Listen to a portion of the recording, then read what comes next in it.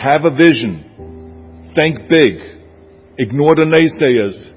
Work your ass off and give back and change the world. Because if not us, who? If not now, when? What is the secret to success? The long version is that I actually always had 5 rules. And everything that I did, I always used those 5 rules. And those 5 rules helped me to become successful in various different areas. And I believe that those rules can be applied to almost anyone and everyone. You don't need to be a bodybuilding champion. You don't need to want to be a governor of California or to be an action hero or anything like that. If you want to excel in whatever you do, those rules are for you. It's that simple. Now I have to tell you right off the top that I always was very intense. As a kid already, I was very intense and I was very hungry. I always wanted to be the best. I always wanted to be number one. I always wanted to get to the top. I never believed in just getting by. Now I have nothing against people that just want to get by, because I think there are many roads to happiness, but I think that we all here like to be successful and be driven. So that's why those rules apply to you. So my first rule is find your vision and follow it. You see, I think it's the most important thing that we have a very clear vision of where we go. A goal, where do we go? Because you can have the best ship in the world.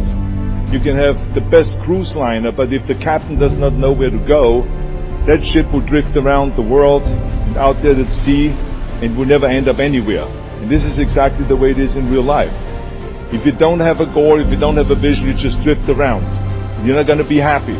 This is why it is so important to have that vision. Now I created that vision in Austria, because I grew up after the Second World War. Austria, right along with Germany, lost the Second World War, thank God. And the problem was that everyone was so depressed because they lost the war, that there was alcoholism everywhere. There was, of course, depression. There was a terrible economic situation. There was famine. There was starvation and all those things. And also it was kind of a little place and narrow. I felt I wanted to get out of there. I wanted to escape.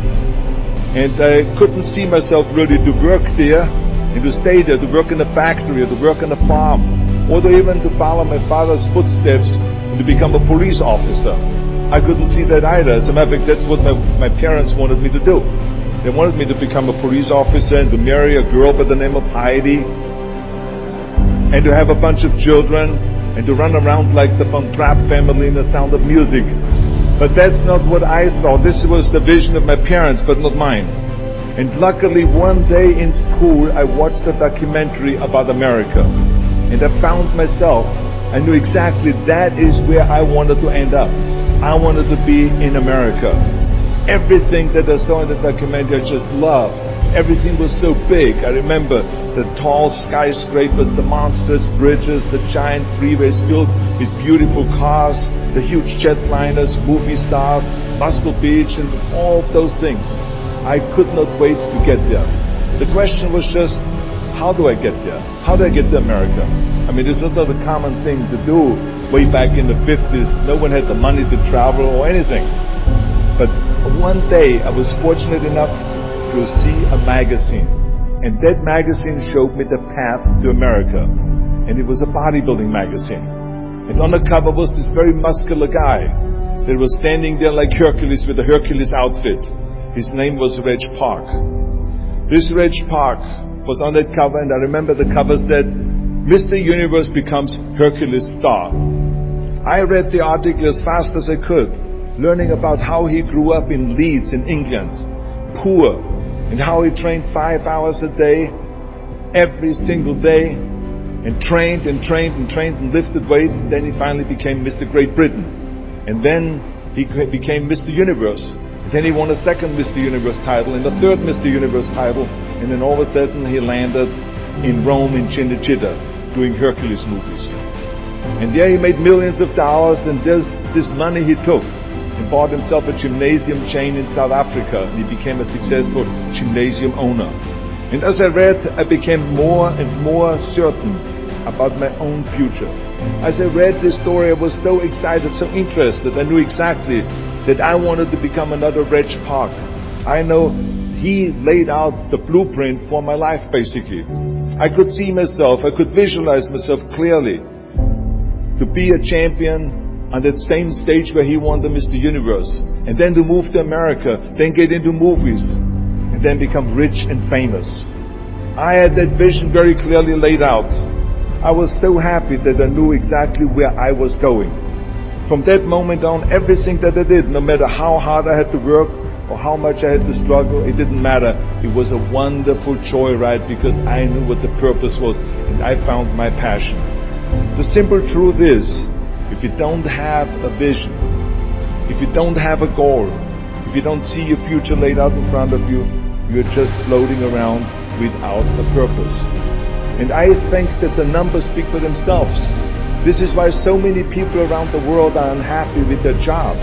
I mean, in America, 74% of the people hate their job and would like to change jobs. So think about that. That means that only a quarter of the Americans love their life's work. I mean, that is a very depressing statistic. I always smiled when I worked, no matter how hard I worked. I always had a great time, no matter what I did. It didn't matter if it was in bodybuilding, or if it was in the movies, or if it was as governor. I remember in the pumping iron days, people asked me in the gym all the time, why are you smiling all the time? Why are you so happy? You have to lift 50 tons of weights. You have to train 5 hours a day. I mean, I look at the other bodybuilders' faces and lifters' faces, and they look kind of depressing. They look sour. They're miserable that they have to lift weights. You don't look miserable, you look happy. And I tell them always, I say, I smile because I know exactly that every rep that I do, that every set that I do, every weight that I lift, I get one step closer to turning that vision of mine into reality and becoming that Mr. Universe. I could not wait to lift another 500 pounds in the squats.